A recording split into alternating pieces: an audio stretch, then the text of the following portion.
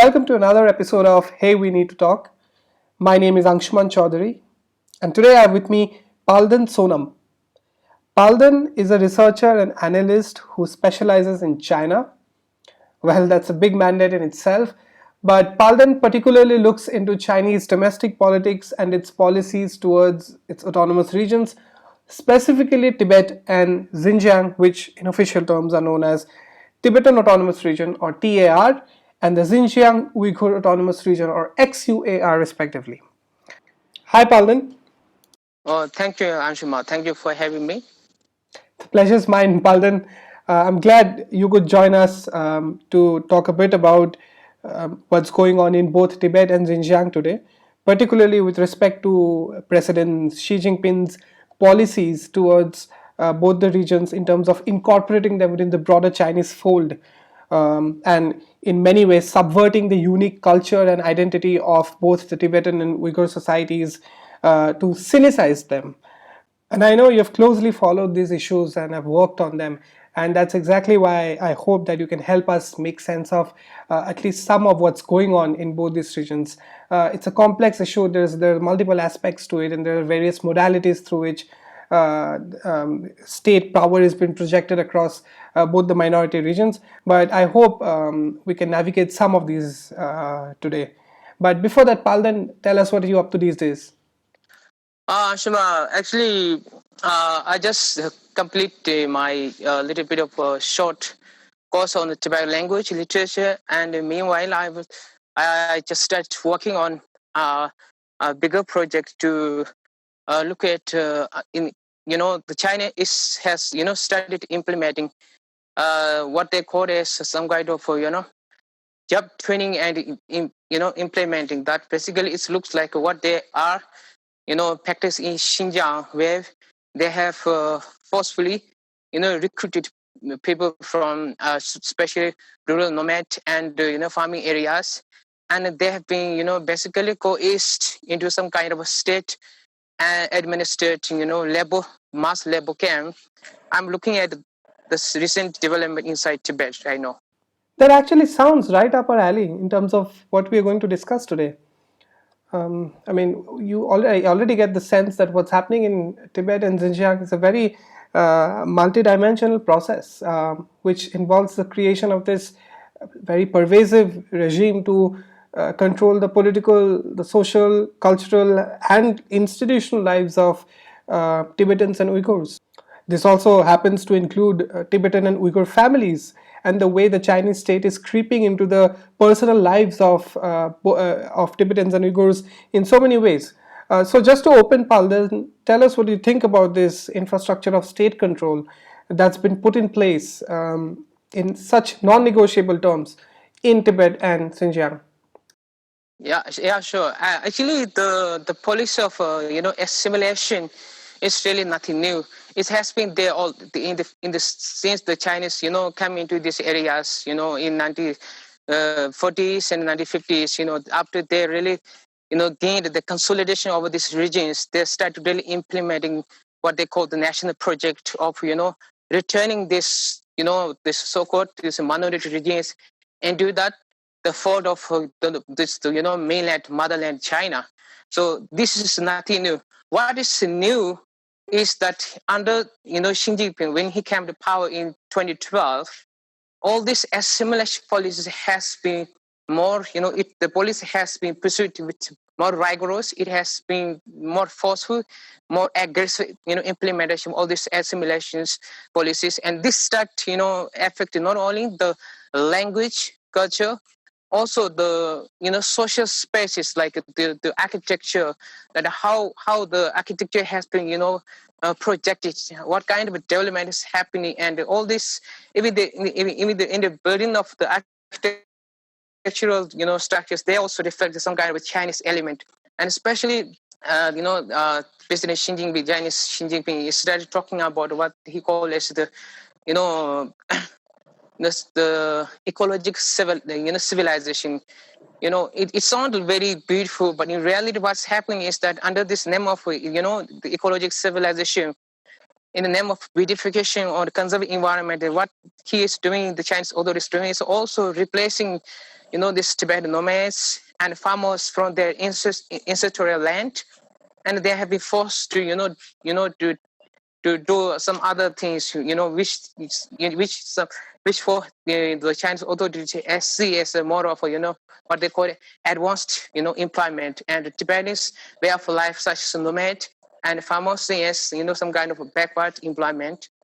And in Xinjiang also, especially during the it's the re-education campaign, they'll call it vocational training, but realities, this is not so much a vocational training, because in that training, this re-education camps, there are a lot of professional people like professors, models, doctors, even they have been forced to subject to this what they call this education, vocational training. And if you look at Xinjiang since 2016 onwards, there's been the reduction of number of this Muslim sacred landscapes, the mosques, schools, all these traditional ways of life have been really come under strict restriction. And this, if you look at the way that they have projected it, they only projected towards making this the Chinese civilization, Chinese culture, coming into Chinese culture, ethnic unity, all the stuff like that. But reality is really not so much about this so-called Chinese civilization thing. It's really eradicating the way of life, cultural way of life, this Uyghur people, those Tibetans, even in Xinjiang, this Muslim people, by their faith, they don't eat pork or they, drink alcohol, but they have been forced to drink, uh, this alcohol and then eat pork. So this all really try to, forcefully assimilating these people into the Chinese way of life, the way of food culture, everything like that. Yeah. Right. So it does seem like a case of cultural colonization. I think the Dalai Lama has used the word cultural cleansing. I think that the Tibetan administration in India also uses the same phrase. So there's this. This seems like a very deep-seated kind of method to control an entire society. I think it is also interesting how you said this is not really a new development, but the process has only accelerated under President Xi. I think recently President Xi made a statement last August, during which he said something very interesting. He said that China must build an quote unquote impregnable fortress to maintain peace and stability in Tibet. And he also called for an quote unquote ironclad shield to ensure stability in the region and also to build a modern socialist Tibet. It does seem like the Beijing administration is trying to build in some kind of political complexity within its occupational projects in Tibet and Xinjiang through the use of these big political jargons, right? But could you help us make sense of what exactly is distinct about President Xi's outlook towards Tibet and Xinjiang and the way he's been doing things in both these regions? Yeah, actually, this what we call this, the Chinese have this, security thinking that, the security and the political stability inside Tibet is important for the, that what they call this border security, basically the border between this, Tibet and India. And especially, I mean, there's a lot of tension at the border between India and China, especially in Ladakh in this year, especially since May. The Chinese, especially Xi Jinping started talking about, building up, this, some kind of iron, the wall, and safeguarding national security and safeguarding the national territory. Basically what he want to do is, there's two things. One thing is by appealing to this national security and safeguarding this national territory, he also appeals to the Chinese nationalism. And the Chinese thinking of nationalism is highly embedded in their consciousness as a national sacred national territory, which also includes not only the mainland China but also Tibet, Xinjiang, Hong Kong, and Taiwan. So we when foreign countries or whenever anyone is challenging the Chinese narrative of one China, of one China image, which includes all these areas which I mentioned right now. They really started talking about this is this all this part of these areas are China's Chinese part of Chinese territories, Chinese nation. It since time immemorial they started talking about these things, and whoever challenge this, this Chinese narrative is hurting the Chinese people's feelings. So they start really playing this role, emotive nationalistic feelings, and this is really to, to try to mobilize the people behind his assertions, his aggressive, expansionist policy toward the South, in the South China Sea or in the Himalaya borders with India. At the same time, he, connected that with the Tibetan. What is happening is inside Tibetan, there's also the securitization of every space, public space. That mean I space, I'm saying the public space, and that not only confined to the public space in terms of the in this the schools, or for that matter the public space in the street. Even this securitization is coming into the very home space of the Tibetan people, because the Chinese started visiting this Chinese, this what they call the Kati unit. They send Chinese officials into different part of Tibet, especially in rural areas since 2017-18, and then started collecting data about the Tibetan people, what they're doing, what they're thinking, attitude. And within that, what they try to do is they started, attacking the traditional Tibetan, informal social welfare system, what in Tibet called Chidu. Chidu means in Tibetan, Chi means happiness and Do means suffering. So it's not a formal structure, but it's an informal structure. But in which, suppose if there's a one village, within that particular village, if there's death, people will help those people who suffered, death in a family, or if there's some marriage, or if there's some good things happening, they help each other. So basically, it's nothing to do with politics or anything organized, anything that. But the Chinese, government started calling this organization some kind of underground illegal organization, and then they started attacking those organizations. Also they all started attacking those Tibetan people, especially Buddhist leaders and the community leaders who actually engage in some social welfare works, like providing free education to poor kids, or try to collecting donations for medical treatment. So basically they don't want to see anything happening, something like that, because especially I have notice that understandably there's a partification of all state and society within China, and this is more aggressive in minority regions like in Tibet and Xinjiang. And this one thing, of course, is overall projection of communist parties, kind of insecurity, because this partification is happening also inside China, in mainland China. But what is happening inside Tibet and Xinjiang is something very much to the next level. Yeah. It almost seems like, from what you said, that there's a very unsettling comparison between Tibet and Kashmir here. In many ways, what Tibet is to Han nationalism, Kashmir seems to be the same to Hindu nationalism, right? The way both centers of power are exerting their authorities to co-opt, in a way, culturally or ethnically co-opt the regions into its fold. So I think there's a very glaring comparison there. But beyond the social control and the familial institutional controls, what are the real, like the tangible markers of Beijing's projects in both Tibet and Xinjiang, particularly in terms of the infrastructure that's been built? For instance, the Lhasa Beijing rail link, and create perhaps a greater deployment of troops to both these regions to ensure heightened militarization and a deeper security cover. So, what are the more conspicuous, visible markers of the Chinese occupation in both these regions? Okay, exactly.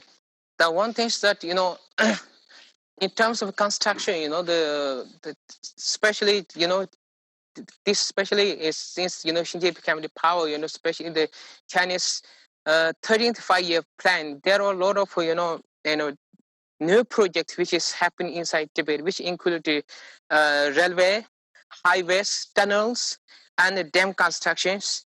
And most of these are really both capital intensive and labor intensive project, and they are actually driving a lot of transferring a lot of Chinese migrant workers to come to work and settle in Tibet, and especially in Tibet autonomous region. And interestingly, what is happening that inside Tibet, recently they have this started this working on this what we call the mass employment training.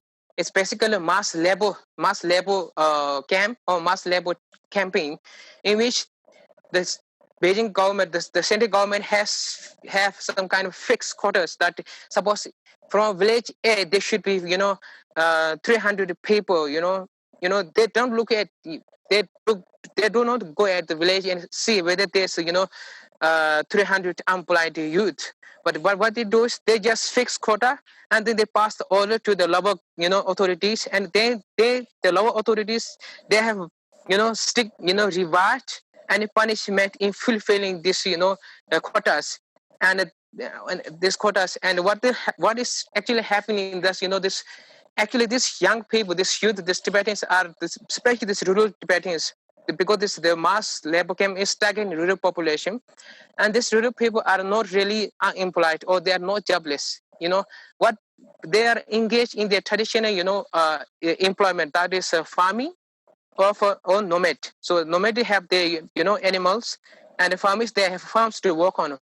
What the Chinese government is doing, they are taking away this the nomads areas, and they are taking away this farmers area land, the institutional land, and they are included into state cooperative systems, and these young people who are working on before those people who are working on the farmings or those nomads, they have been forced to training into some kind of they are trained by military. They are trained by military. They have put on some kind of military uniform, and then this system is also capitalized. Suppose if a Chinese person can send a Tibet to work in mainland China, he earns 500 renminbi. That is a Chinese currency. And he if one Chinese can send a rural Tibet to work in some sector within Tibet autonomous region, think that Chinese person earns 300 yen. So basically, what they're doing, then the Chinese government is doing is that they are, try to, exporting, the Tibetan labors in mainland China, and, bring, this Chinese laborers inside Tibet. And in terms of physical, this manifestations. So of course we have seen increased construction of the railway. The railway before it is in Lhasa. No, it is already be connected to Shigazi, which is second largest city in Tibet. From Shigazi, it is connected to Ningtu and also Lhoka. So Ningtu and Lhoka are really much in the China's in its border. Suppose that the Lhoka is next to Arunachal Pradesh, and this if you look at this. The railway, the way the railway is going, it's really going towards areas where they are known to have, mining, opportunities like, the lead, gold, silver, all these things. So basically, these are not only to, this and also dam project. And this also lead to what happened is that this what we call the settler colonialism, where a lot of people from outside the Tibet, that's from China, come in and settle in these areas, and this small kind of towns are starting appearing inside Tibet. Yeah. Okay, so there seems to be a very dominant ecological element in Beijing's policies towards both Tibet and Xinjiang, particularly in the case of Tibet, which includes construction of big dams, massive mining projects, which obviously destabilize the local ecologies and the geographies. So, could you tell us a little more about what exactly is this ecological colonization all about? Yeah, especially in ecology part, there's two things happening. One thing is China is planning to but a huge what they call national park. National park is they say this is to protect endangered animals and to protect the environment. But what's basically what they're doing is, they are actually, displacing. They have already displaced, around 4,000 Tibetan nomads from Eastern Tibet this year alone, and they want to achieve this project by the end of this year. That means that this year there will be more, displacement of Tibetan nomads from their ancestral land. And this Tibet, those displaced Tibet, nomads, they are, actually, settled in some kind of a Chinese, built towns. And what is happening that, this this area which the Chinese call it to protect environment is, for many years they have done a lot of this illegal minings. They have done a lot of mining activities there, and this area is hugely, already damaged.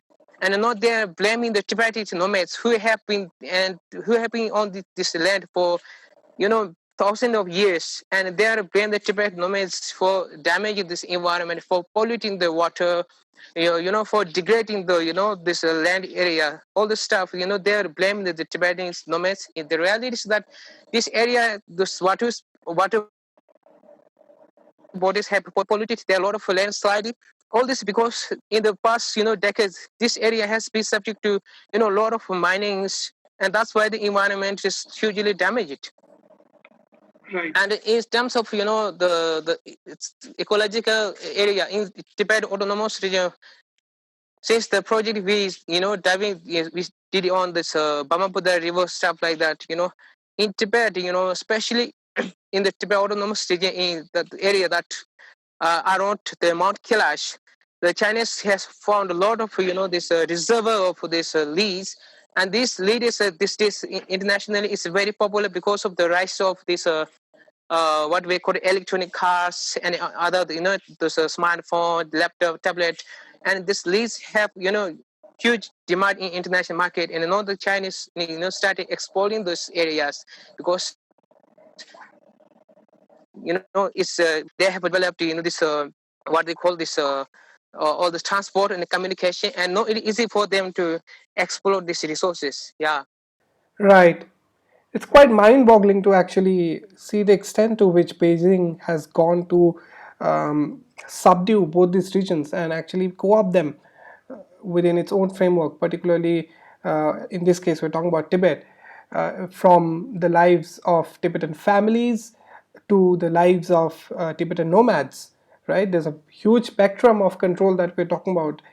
So much so that Beijing is trying to actually dictate the mundanities of life in both these regions. Well, then I think I want us to talk a bit about Xinjiang now, in terms of what Beijing is doing there differently or similarly to that of Tibet. I think so far we have had overwhelming evidence in the media regarding the existence of so-called quote-unquote re-education camps in Xinjiang, in XUAR, right? So, but there has been a lot of talk about how these camps are being used to confine or detain an entire population out of threat of or a paranoia about extremism, right? But at the same time, I've also seen some counter arguments from certain communist or leftist pages, particularly these meme pages on social media, which claim that these re-education camps in Xinjiang are actually fake news, that they're Western propaganda being peddled to defame China. So I just want to get this out of the way before we move ahead from someone who knows this topic closely. Are these scams fake news? Or do they actually exist? And are they actually doing what the media claims they're doing? These scams are not only existing. Actually, Chinese, Chinese government. When they first start, there's some, international researchers has, found about this, existence of such scam. First, the Chinese government study denied the very existence of that, such a, camp. But later, the Chinese government changed the narrative to saying that, this is not like, some kind of, what they call the constitutory camp. They say it is a vocational training camp. So what they're saying that in order to lift the people out of poverty, we are giving this, people, free education, free job training. And once they have completed their training, then they will go into, regular job and start earning money and get out of power. That's the narrative. But we people started questioning about Chinese narrative, because there are a lot of evidence that there are disappearance of people who really don't need any training, because there are some of these people who have been subject to this re-education camp are professors, I mean PhD professors, doctors, and models, some of them are highly qualified businessmen, who are earning like really huge amount of money. But then China say these people have been in this re-education. Then they start calling it some kind of what they call education camp, because they started this. Some of these peoples have been mentality has been polluted or spoiled by this what they call radical Islamic thinking, and these people are in these camps in order to de-radicalize themselves. So they started talking about that things. So the question is, of course, there's some people who are saying that this is some kind of Western propaganda, I guess China, but the reality is that whether we get of images or through the people who actually come out of this re-education camps, or for that matter some of the news media who able to go inside Xinjiang, they also notice many things which is worrying. But from satellite images, really we can see from especially from 2070 to 2020, they are images which which actually indicate the appearance of new kind of construction structures, which actually nothing but they are these re-education camps. And then second, this disappearance of Uyghurs, the cultural heritage structures like mosques and shrines, and then also in their area some historical areas, this which have some connection with the Uyghurs nationalism, like the border area of some kind of the Muslim kings, Uyghur Muslim kings, and they also started disappearing. So the question is not whether the question is not whether its existence or not. The question is that whether we are able to really accept the reality, start seeing the reality as it is, because things that no one is especially probably with China's rise in power and rise in economic power, political power, everything. A lot of people starting talking in terms of China's favor because it is profit for them. Right, profit. I think that's like the buzzword of this century and perhaps the end of the last century also. But it's Palden, it's actually quite preposterous to doubt the existence of the scams based on a few opinionated pieces on the internet. Mostly given the pile up of evidence that we have had from the international media, right? And in fact, it's quite interesting how you pointed out that the Chinese government has actually not denied the existence or refuted the existence of these scams. Instead, they have just said that the way the Western media projects these scams is not actually what's happening inside, right? But that's, of course, a statement that will be up for scrutiny. I don't think we should buy that at face value anyway, right? But I just want to talk a bit about the Chinese model of social reconstruction or social transformation in Xinjiang. Recently, I think the Australian Strategic Policy Institute, or ASPI, released a certain report in which it analyzed satellite imagery to understand or to map what's going on in Xinjiang. And it actually concluded that approximately 16,000 mosques in Xinjiang, which constitutes 65% of the total number of mosques, have been destroyed or damaged as a result of government policies, mostly since 2017. The report also estimated that 8,500 mosques have been demolished outright, and for the most part, the land on which those raised mosques once sat remains vacant. Right? What we see, this is really far-reaching and unprecedented in this century, or let's say in the post-Cold War period. This seems like almost like a scorched earth policy for wholesale cultural destruction and religious reconstruction of Xinjiang, and by physically destroying their religious relics and the religious monuments, which they hold very dearly to their own traditions, right? So, but what I want to know is there a similar policy being followed in Tibet? I know there is a certain kind of religious control that Beijing is trying to exert over Tibet, which also I'm going to come to later. But is Tibet seeing Xinjiang like destruction from the ground up of religious structures? Yeah. In terms of the destruction of this religious this structures, like this monasteries in terms inside Tibet, or the mosques in the Muslim Uyghur area. So in in Tibet, the large destruction of this cultural these structures like monasteries and stupas really took place during the Kutch Revolution, and after that, really, there's no huge, the big, destruction of Tibet, monasteries and stupas, the way it is happening right now in Xinjiang. In Xinjiang, the Chinese government really started to target the, this religious structures like mosques and madiras, and also, they also started targeting the Islamic architecture, such as the minarets and domes, and they also started, attacking those Arabic, calligraphy. This all really, that's basically what we happen things that in Tibet, those the Buddhist related statue really face some distraction. That is Larunga and Yopchinga. Both of them are really not a kind of big monastery, but they are really big universities where a lot of Tibetans, Buddhist monks and nuns, really go there and study Tibetan Buddhism.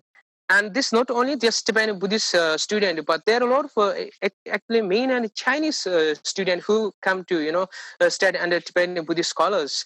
But the Chinese government, under so-called safety measures, fire safety measures, they started reducing the size of the these universities, and they expelled a lot of Tibetan students, Buddhist students from these universities. That has happened in 2013, 14, and actually it's happened on, especially in Taronga, it's happened till 2018. But in Xinjiang, they are really targeted very, very old, really, some of these mosques which have been destroyed or damaged are actually, they are under the, the protection list of this, under the Chinese law.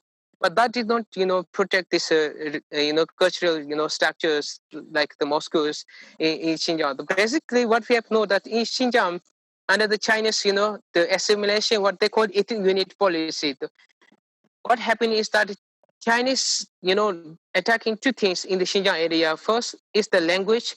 They started, impacting this lot of Chinese language education, not only to the young people, but also the old people. And then they started attacking the religions, food culture, especially one thing is by attacking, religious institutions and religious structures and symbols of religion. And the second thing is, some kind of the Ugu way of life, which is really, Islamic way of life, such as, eating halal food. Halal food. They is there's crack it down on halal food, and then there's their promotion of eating pork and drinking alcohol, and this all those CSS kind of what they call is you know bringing this Uyghur people into this Chinese civilized this Chinese culture, and creating the perfect Chinese culture, what they call the perfect Chinese culture and perfect Chinese way of life. And this all happening under this what they call the ethnic unity policy. That is really dangerous policy, because under this ethnic unity policy, the state also promoted inter-ethnic marriage. So what happened to those, this Chinese, the minority, especially minority women are, encouraged to marry with Han Chinese settlers, Han Chinese men, because the one thing is there is in China, there are, millions of people who, especially male member who, couldn't find a wife, and, they actually, try to solve this problem by, encouraging the minority, the Tibetan and Uyghur women, asking them to marry with the Han Chinese people, Han Chinese males. And this what they call is this is, ethic unit harmony. They call that, yeah. Right. I mean, harmony is a bit of a stretch here to use as a term, because I don't think it's harmony that you really care about when you are destroying religious places to achieve that, right? The ASPI report also mentions something interesting and rather unsettling. It talks about two Uyghur cultural traditions or cultural practices called Mukam and Mashrab, which are listed in the UNESCO Intangible Cultural Heritage Register. And it talks about how both these diverse and rich cultural practices, which involve song, dance, and storytelling, have been co opted and politicized by the Chinese government.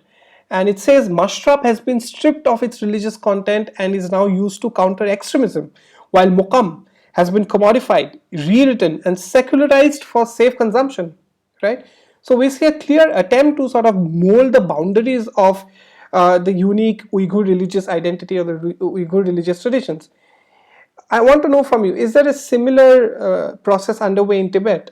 I mean, we of course know about the very prominent case of the disappearance of the 11th Panchen Lama and how Beijing is trying to actually control the reincarnate system by preventing the current Dalai Lama's appointee from becoming the next successor.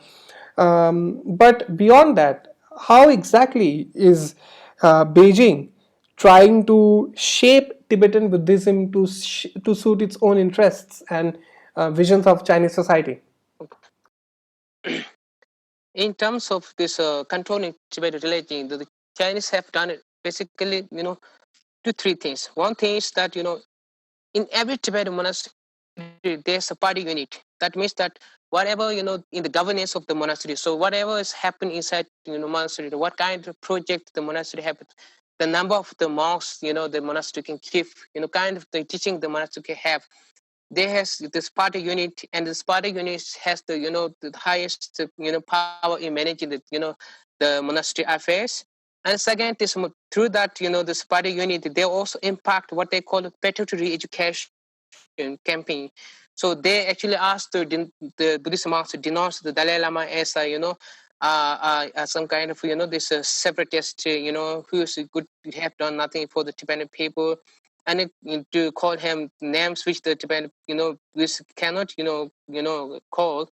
And that's one thing. And another thing is that the Chinese government has, but they have, started, controlling the reincarnation system of Tibet, Buddhist monks. So in the Tibet system, suppose that this is the 14th Dalai Lama. If after this Dalai Lama passes away, but there's a one, according to the Tibetan Buddhist tradition, there's a unique way of, finding and, selecting the 15th Dalai Lama. So Chinese already kept it started, control that reincarnation system by there's a once, rule that if a major Tibetan Buddhist monk, especially in Tibet, since they can control everything in Tibet, first and fourth thing, the Tibetan Lama has to give, get your recognition from the Chinese government. If the Lama could not get recognition from the Chinese government, then he is considered as a fake Lama, an illegal Lama,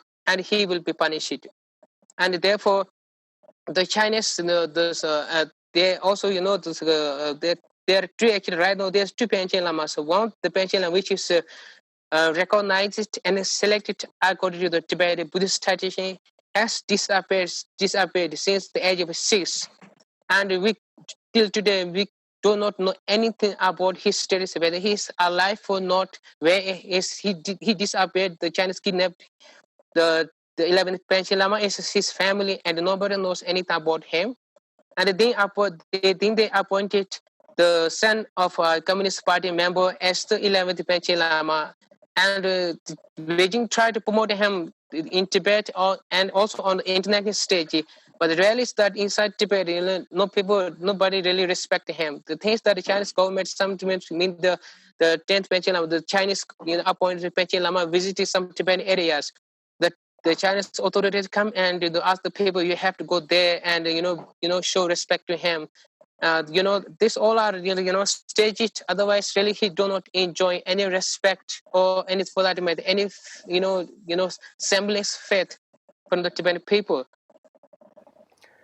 Right, it's actually quite terrifying the extent to which China is going to dictate the spirituality of people and to dictate whom they would like to follow as a religious leader or not.